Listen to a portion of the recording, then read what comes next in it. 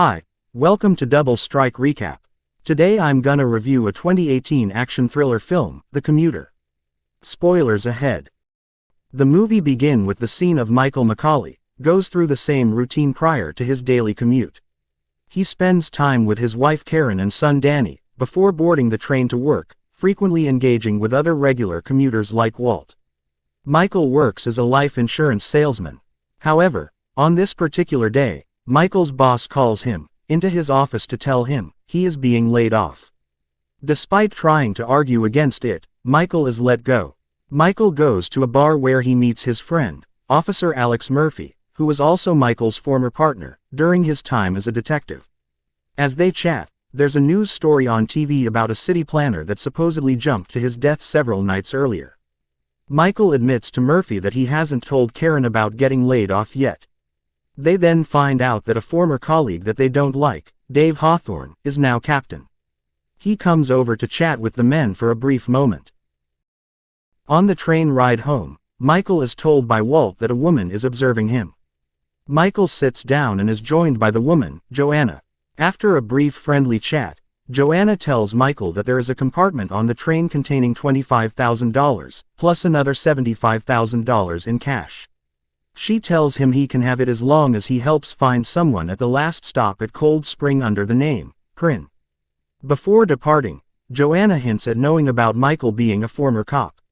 Michael looks in the designated compartment and does find the money. When the train reaches a stop, a young woman finds Michael and tries to claim the money, but Michael decides to keep it for himself. The woman then hands Michael an envelope, saying it's a warning. Michael opens the envelope and finds his wife's wedding ring. Since he lost his own phone, Michael borrows the phone of another commuter, Tony. He tries to call Karen but cannot reach her. He tries Murphy and gets the same result but leaves a message. He then hears from Joanna, who tells him he's made his choice and must now find Prin, or something will happen to Karen and Danny. Michael tries to leave a message on a piece of newspaper for Walt to contact the police. Just then, Michael receives a phone call from Murphy. After Michael tells him what's going on, Murphy mentions that a witness using the name Prin claims to have seen two men throwing the city planner to his death. After hanging up with Murphy, Joanna calls Michael again and directs his attention out the window. He sees Walt about to cross the street to talk to officers, but someone working with Joanna pushes Walt into the path of a bus, killing him. She warns Michael that this is what happens when he tries to weasel his way out. She instructs Michael to find Prin, and a bag that they are holding, and to put a tracker they slipped to him, onto the bag. Michael observes the other passengers in case anyone is watching him. He interacts with a few who just think he's weird. Michael sees one young girl, Gwen, with a bag, but when he follows her, he sees she's carrying fake IDs for her boyfriend.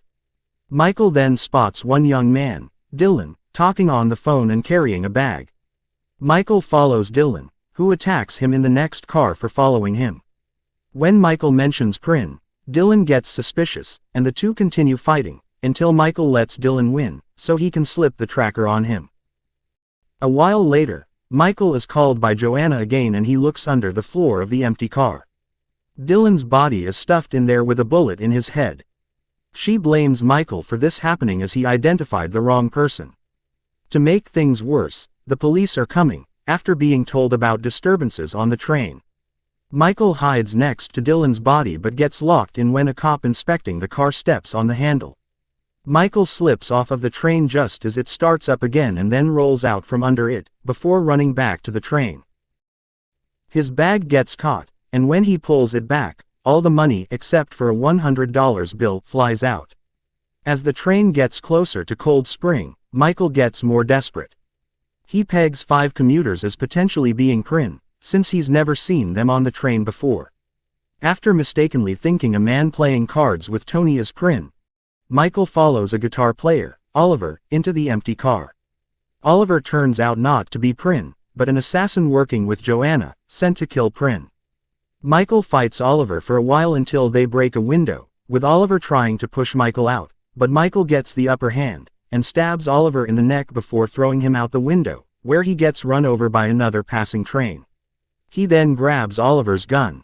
With 2 stops remaining, Michael causes the train's air conditioning to malfunction, so that all the remaining passengers move to the empty car where the AC still works.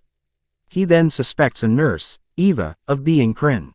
He takes her phone, thinking she is contacting Joanna, and holds her at gunpoint to tell the truth. Frightened, Eva admits she had a fight with her boyfriend and is trying to fix things up with him. Michael apologizes after realizing she's telling the truth. Once they reach Cold Spring, Michael slowly realizes that Prin isn't anyone he suspected before. He recalls a young woman going to Cold Spring had switched seats after being next to an obnoxious passenger. The woman's name is Sophia. Prin comes from her reading The Scarlet Letter and its protagonist, Hester Prynne. Michael realizes that Sophia witnessed the murder and is supposed to testify with 2 FBI agents at Cold Spring, but since he refuses to give her up, Joanna declares via another phone call that everyone will die now. The train moves on, but Michael tells one of the conductors, Sam, to stop the train. Sam pulls the emergency brake, but the train keeps moving because the engineer is dead. With the train set to crash, Michael and Sam try to unhinge their car from the rest of the train. Michael manages to get it loose with Sam's help, but the car is still attached by a chain. Sam helps Michael get it loose, but the train crashes with Sam still inside, and Michael manages to jump onto the other car, which derails and comes to a screeching halt on the outskirts of a train yard. Once everyone has calmed down, Michael asks Sophia what she might have that the villains want. She pulls out some kind of flash drive containing information that the city planner, who was a friend of Sophia's, might have known about. Sophia also mentions that she couldn't go to the police because the killers were cops. The police then arrive outside, believing that Michael has taken the passengers hostage. Murphy shows up and tries to talk Michael down. Michael helps a large group of passengers go out, with a few remaining on board. Michael tries to get Murphy to tell him what he may know about the conspiracy. Murphy mentions the phrase, "There's no such thing as noble," which is something Joanna said earlier, cluing Michael into Murphy's involvement. After admitting his guilt, Murphy takes out his gun, telling Michael he's got his family to worry about as well. Murphy goes looking for Prin. When Sophia tries to reveal herself, other passengers start saying they are Prin as well. Michael and Murphy then fight while the cops outside try to get a clear shot at Michael. Michael manages to take Murphy's tracker, tricking the police. Once Murphy draws his weapon, Hawthorne orders the cops to take the shot, killing Murphy. Outside, Michael is reunited with Karen and Danny, after being told that agents arrested 3 men outside their home.